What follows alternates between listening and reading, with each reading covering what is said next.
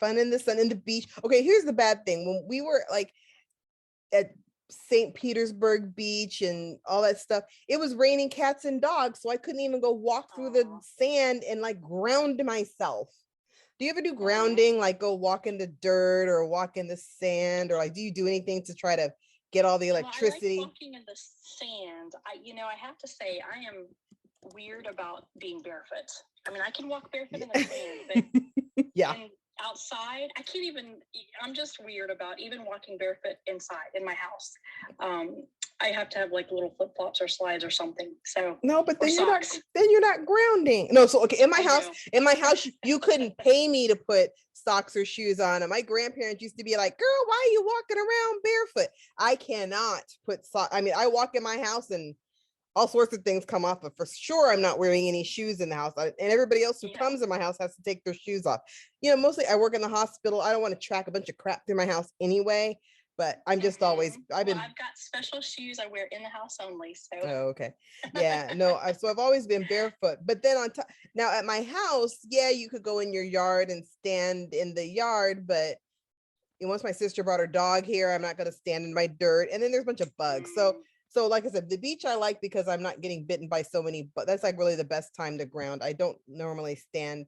I'll stand outside on my concrete because I have a patio and I'll run in and out picking my plants or watering stuff without putting shoes on. And so I'll walk on concrete, but I don't really walk on a lot of grass at my house because I can't get rid of all the bugs in I go outside for 10 seconds and I'm like, mosquito bites. Ah! Yeah, they're really bad too. Texas is hard. Yeah.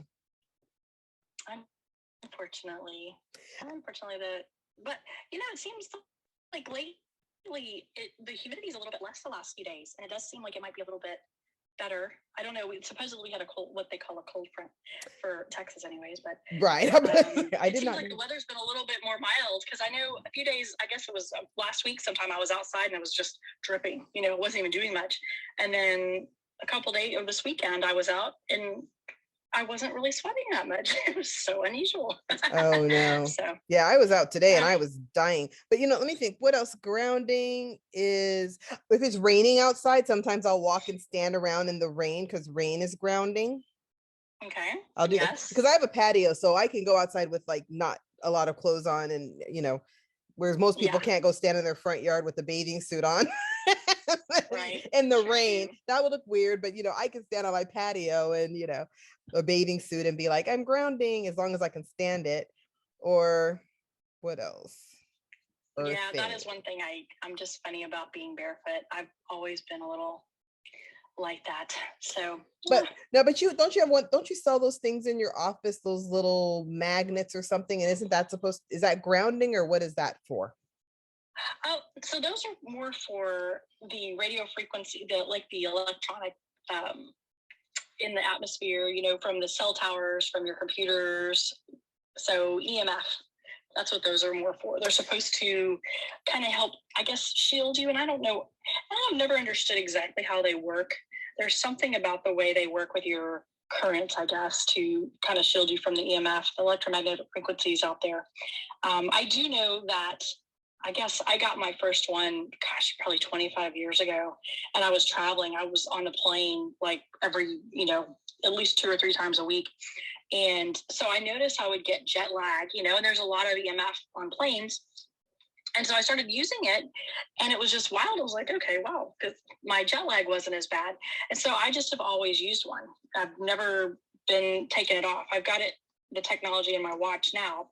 And I got those early on last year when basically we were having the kids there doing homeschool and they were stuck in a room with electronics. And so I thought, you know what, I'm just going to have something for my son to have just to kind of give him a little bit of extra, protection, if you will.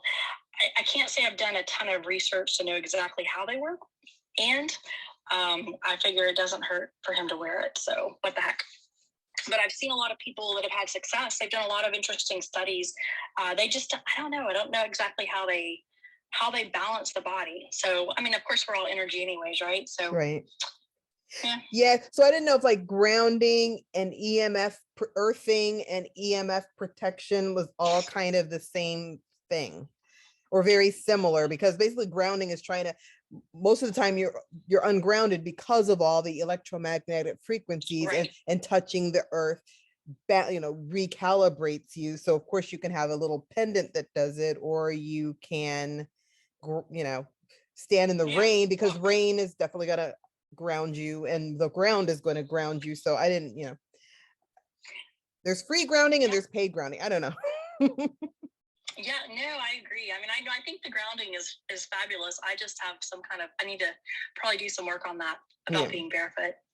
And then, well, no, not, like I said, rain, there's barefoot, and then there's beaches. Now we don't, and I don't know if Galveston beach is really that grounding, because I don't know, when the sand's not clean, I always think that, well, are you grounding me or what? I don't feel good about it. Well, I think the grounding is more about the vibration from the earth. It's not, that's what I think anyways. I don't think it's as much from necessarily the grass or the soil that you're on as much as it is the vibration from the earth. Now, I think it's probably better to be on grass or soil versus like concrete sidewalk, but right. I don't know. Huh. Yeah, so do you know if essential oils can ground you? I know they have a vibration, you know what I mean? I know that they vibrate, and they have like a, there's just something about them, and they're like their frequencies. They have frequencies, and they change your frequency. And I know that when you're not grounded, your frequency is off. So what do you think? People have written things like my favorite essential oils for grounding. So some people think they can be grounding. Honestly, I think that you could probably use your mind and subconsciously ground yourself, just put yourself in a, I mean, I think it's more about the brain waves, in my opinion. Yeah. So I think that sometimes the oils can help you shift your brain waves quicker because they've got that impact, right? As far as like specifically grounding, that's kind of interesting though. I'm gonna look it up. That's now somebody said, how do you ground yourself? So one of the things is walk barefoot on the ground. We talked about that. Lie on the ground. No, not gonna, but I was like, depends, maybe on the beach, but okay, not my yard. Okay. Submerge in natural water like lake, sea, river. Yeah, I definitely feel better when I come out of the ocean or the Dead Sea. I've been to the Dead Sea. Oh, that's good. Oh, that's cool. Then there's earthing equipment. You have one of those, and essential oils is one of the things they wrote about grounding. So you can, and like I said, maybe that's why, I use essential oils every day. And so maybe I'm grounding myself by accident. I hadn't thought about it. Naturally. Yeah, I was doing something else with them. I was trying to do different things with them and not ground, but I'm like, oh, okay. Well, good. I don't have to go lay on the ground. Awesome. Bonus. That's great. Yeah, I lay on the beach, but you're right. Unless it's, I don't know. I'm kind of funny about bugs. I'm not, I guess I'm a little bit of a crunchy, but I'm not quite that crunchy. Yeah, no, I'm with you on the bugs. Like I said, the beach, my grass in my yard is not going to happen. Maybe there's in the winter where there's no mosquitoes, I'll think about walking through the grass. When I was a kid, I walked through the grass, no problem. But as an adult, I get somehow bugs like me now, and I don't play that anymore. Like I said, beach, there's no mosquitoes, so I'm fine. Yep. But like I said, even Galveston Beach, I'm still kind of like, give me some shoes. I don't want I'm a California girl, so I like California beaches, and Caribbean beaches just seem more clean to me. And Galveston has strange colored sand, and so I don't feel like standing in it. The Gulf of Mexico. I know. It's like, it's brown. What's with this sand?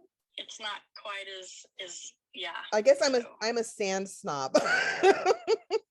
Well, even Corpus Christi's beaches are like much nicer than Galveston. Yes. So I think it's the way I think about it, the way the water, it's just right there. I kind of, if you look at it, it's like almost like the armpit.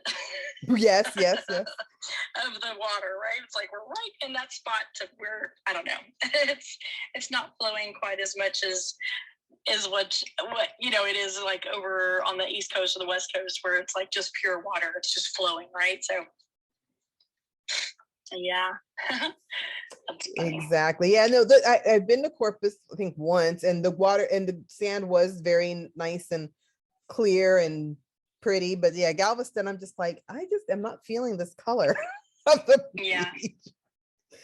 But at least you're at the beach. I think too, it's also depends on the time of the year, I think. Yes. I've noticed. I've definitely noticed that, because even when I've been in Corpus visiting my family, sometimes the water is just amazing. It's just this beautiful color, blue or green. And then there's other times it's not so much. And then of course, sometimes it's almost a red color. So. Now, do you know that Young Living actually has a blend called Grounding? Yeah, I just saw that actually. I know. That was kind of cool. It's probably when I was looking at Grounding, I thought, interesting. Yeah. So. It's probably the one blend I don't own. But I can make it. I don't think I have that one either. I have all the ingredients. I could totally go and make it right now, but I don't have. Yep. I don't think I do. I mean, I don't remember having this one. I don't know. Maybe what are the ingredients? It's silver fir, spruce, ylang ylang, pine. So a whole lot of pine tree stuff, because fir, spruce, and pine are all the similar tree. Then there's cedar tree. Then there's angelica, which I know is the energy blocking oil, and juniper, which is another tree that's in the cedar family. So basically it's a bunch of cedar and pine. So basically everybody just get a pine tree and stick it in your house. I'm kidding. There you go. Yeah. I've got one in my backyard, but you do. Oh, yeah. And luckily you're not allergic to it, because I always ask people when I see them, are you allergic to pine trees? Or are you allergic to Austin? When you go to Austin and there's a bunch of cedar trees, and they'll be like, oh, I get really congested in Austin. I'm like, oh, cedar's not your friend. Yeah. So yeah, I'm gonna have to make myself some grounding or something like it, because I think I definitely have spruce, ylang ylang, cedar, angelica, and juniper. I don't know that I have check it out. I have a balsam fir. I don't know what the silver fir is, but I can make something very, very similar to it, or I could just buy it one day. Might do that. Yeah. But I have a feeling that I probably smelled it once and then didn't love it, because it's not a lot of flowers in it. It's all trees, and I'm not a big tree person. I mean, like when the oils, I don't sit around and diffuse spruce and fir and cedar. I'm more likely to go diffuse neroli and ylang ylang and all the flower. I like flowery stuff. It is what it is. Rose, geranium. And actually those are the estrogenic oils, the flowery ones. So I'm always playing with the flowers. But the fir, the spruce, the juniper, well, no, definitely the fir and the spruce and the pine. Those are the more testosterone boosting oils, actually. They're more androgenic. Yeah. No, there's literally studies on pine pollen and boosting testosterone.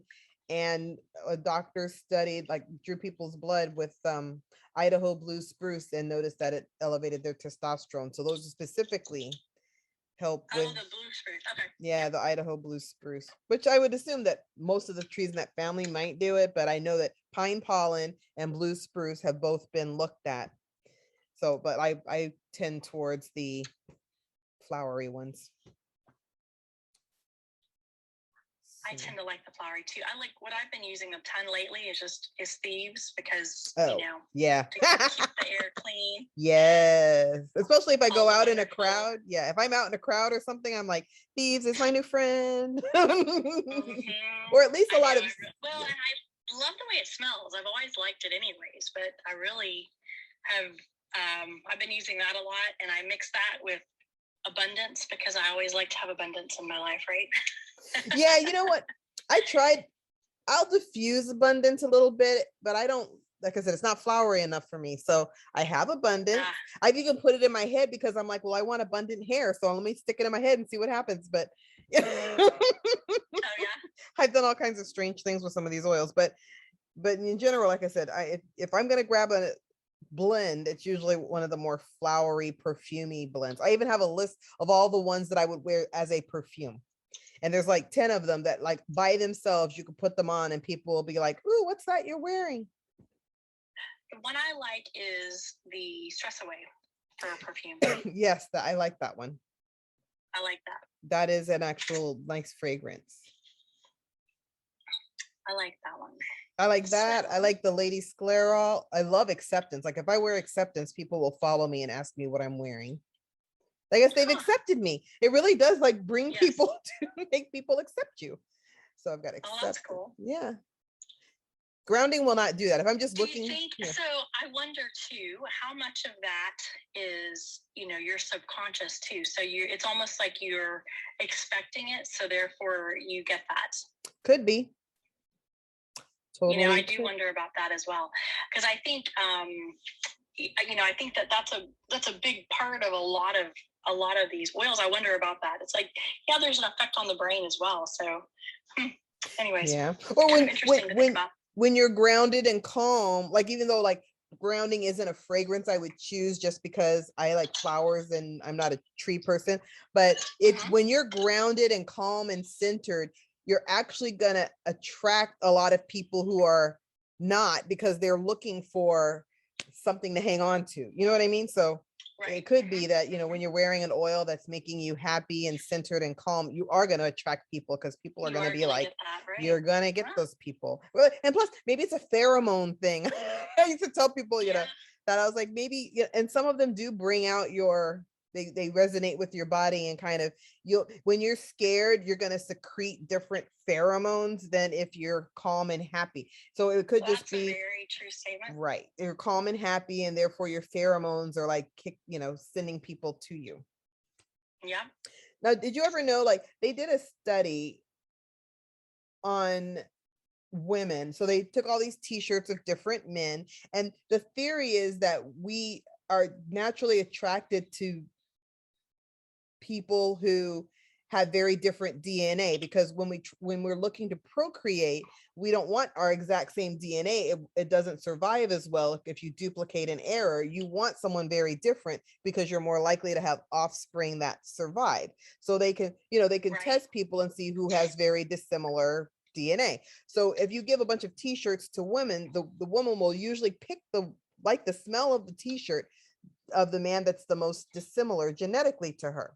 But if you put that woman on birth control pills, that goes out the window. She doesn't know who to pick, because it actually changes their whole perception of everything. Interesting. Like, so naturally, yes, when you're unaltered, you pick the right thing. But when we have changed your hormones, you now have no, you don't choose the right thing, or what we expected you to choose.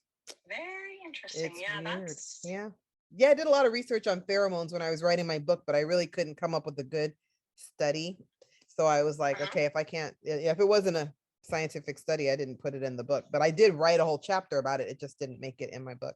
It didn't make it. It did not make it. Because it was a little more like crystals. It was sort of like a fun theory, but it wasn't really the scientific background I was going for when I wrote the book. Right. But pheromones are interesting. Cool. But yeah, like I said, I think a lot of that might be pheromones and grounding and whatever weird stuff. But really off the Valor. Valor was one of my favorite blends, and it's in here for the grounding. I do. Yeah, I noticed that it does shift moods, and I know it does make a difference, you know, when I'm smelling different things. You know, peppermint automatically, it energizes. You know, there's definitely an energizing feeling to that. So it's interesting versus lavender. I mean, those are pretty common oils too, but it's definitely a huge difference when you smell the two. Yeah, vetiver has blue tansy, and I somehow like blue tansy. Kind of smells like camphor or glue, but somehow I like it. and it has geranium in it. Like I said, anything that has a flower, I'm gonna be like, I like flowers. So, and it's got the black spruce and the geranium, so you've got like the estrogen and the testosterone boosting oils together. So I mean, I love Valor. I give it to men. I think it's designed as a male fragrance, but a lot of women really like Valor, so I love Valor. And actually, I made a couple of roller balls for a guy, and I made one that had my favorite, like, what did I put in it? I think Sensation, which is very flowery, and a couple of other things. And then the other one was like Valor and another male, like Shutran, mixed together. And he's like, oh, they both smell good. And then when I asked him like a couple of weeks later, which one are you wearing? He was like, oh, the blue bottle you gave me. I'm like, yeah, then you like the male. You like the Valor. Yeah, he's like, the other one's nice, but no, he's like, the other one I prefer every day. So I'm like, okay, Valor, ground it. Maybe interesting what we're drawn to as well, you know, from the world of smells. Yeah, maybe different people like different things. Maybe he needed grounding, because none of the fruity ones that I like are in this grounding thing. It's all the cedar wood and the fir and patchouli, which you'll never catch me wearing patchouli by itself. Some people I'm not really a like that. patchouli. I am not. It smells like dirt. To me. Sometimes when it's blended, if it's like a very small part of a blend, I might like it, but yeah, I don't like it by itself. No, maybe if I blend it, because I'll keep putting stuff in it till I don't smell the patchouli, but other people will put it in there and I can always smell it. I'll be like, this has patchouli, and be like, ew, no, I do not. And it's good for your skin, and it's good for, every once in a while I'll play with it just because it's good for something, because I had to do it, but it's not my go-to every day. I want to smell like patchouli. Nope, I don't. Yeah. I do not. I don't want to smell when I was in school in chiropractic college, there was a girl that wore patchouli all the time. And she was not your friend, right? Because she wouldn't have been my friend. It's not that. She was super cool. It's just, you could smell her from a mile away. Right. One of the other guys, he referred to her. He's like, oh, there's patchouli. It was not her name, but she always wore patchouli. So it was a very distinct smell when she was coming. So yeah. Anyways. Yeah, patchouli reminds me of like the 70s, which I guess at the time I didn't know any better and got used to it because people were always doing incense and patchouli. So it's just one of those things I was accustomed to and I didn't prefer it. And now, like I said, if I smell patchouli, I'll be like, no. I will know it. Yep. And actually, because I work with oil so much, I can pick a lot of things out. People will be like, how do you know that that's in that? And I'm like, yeah, I can smell it. Yeah. Certain things resonate in my brain because I play with so many oils. I'm like, yeah, I know it's in that. Oh, it's interesting. So this has been a few years back, but I did a wine tasting, and there's all the different notes in wines, and you can taste different things. And the lady doing the tasting, she was walking us through and kind of pointing out some of the notes. And there was almost like a little quiz, if you will, that if you could taste different things. And one of my friends that was there at the tasting, she could taste things that were just mind-boggling. I'm like, wow, how does she pick that out? But she just had this ability to just taste. It's really interesting. Different people have different gifts, I guess, and that was one of hers, that she could taste like every little note. And it was really fascinating because I didn't even recognize half the stuff she was tasting. So anyways, had she gone to class? And because sometimes you could teach yourself to start learning that, but like I said, I can smell things, but I can't taste them. I think she just could, she just had this, the way her genetics, she just was, really able to taste a lot of really distinct flavors that I wouldn't have been able to ever taste. So it's just, I remember years and years ago, before I went back to school, I worked at Sara Lee, the coffee and tea division. And what is the term for the people that taste, the coffee tasters? There's a term for them, and I can't remember. There's a super tasters. There's certain people that are super tasters that they're genetically, it's a genetic trait to be able to taste like that. Let me see. But I don't know. I don't know about the coffee people though. Hang on, let me see what it is called. Professional coffee taster. What is it called? Let me see. I know there's a term. I know barista. Coffee cupping. Well, anyways, we did coffee cupping, right? And so you take little sips. But what he would do is every time, I guess it's a professional coffee taster. I thought there was a term for it. Anyways, he would literally, every time they would have a batch of coffee beans and they would roast them and go through the roasting process, and he would have to taste everything to make sure that everything, he was a quality control, but he'd, taste it, spit it out, taste it, spit it out. So, but it was amazing, the things that he was able to taste. It was kind of fascinating. So it was his job. Did he get paid? Oh, good. That's a good job. Oh, yeah. Yeah. Now, if people cook things, I can usually dissect what they put in, and I'll be like, did you use a little bit of nutmeg? They're like, how did you know that? I'm like, I don't know why. But nutmeg is also a spice. Essential oils are made out of it. I can taste things in food, but wine, I cannot say that. And coffee for sure. They were never going to hire me to do that. Yeah, no, I could appreciate it. I started learning about it then, but yeah, I don't know. It's definitely, you can definitely taste the difference in coffees. Once you start tasting, there's distinct differences, but I just thought that was I had no idea that there were professional coffee tasters back then. So now I know, so.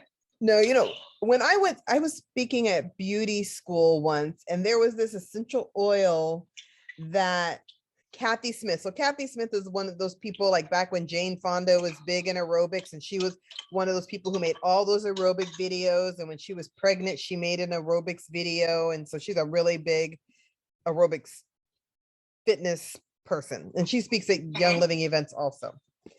Okay. So she was wearing some essential oil, and I was like, oh my God, that smells really good on you. It smells like cotton candy. She goes, oh yeah, don't you have it? And then she put it on me. And then, a few minutes later I smelled it, and I'm like, are you sure it's the same one? It smells like pickles on me. And she goes, no, it's supposed to smell like cotton candy. And then she smelled me, and she goes, yes, you smell like pickles.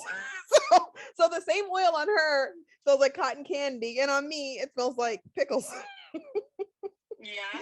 It was really funny. I was like, okay. But yeah, that's a strange thing too. Maybe patchouli has a whole different body chemistry. And so. Yeah, did not work for me. The patchouli. It's just not. I mean, like I said, if it's a mix and it's a small part of a blend, I can do it. But there's some flavors that, oof. Yeah. Some scents and flavors. Let's see. Yeah, like patchouli smells like straight up dirt to me. So you have to blend it really well to get me to not smell it, because I'm going to be like, what smells like it's almost mud? When I worked for one of the first companies I worked for, botanical extracts, and they were doing what the heck is it called? Not kava, but was it kava? No, which one's the one that smells so bad? It'll almost like make you pass valerian. out. Valerian smells Valerian, I know. They had some of that, and it was like the straight extract, really strong, this thick. And, of course, the extracts, when they're that concentrated, they're almost like this really thick, like goopy oil almost. I mean, just really, really thick. And I smelled that. I about passed out. It was so bad. Yeah. And Young Living has valerian. If you mix it, I can actually mix valerian and make that work. Like if I mix it with vetiver, I can tolerate it.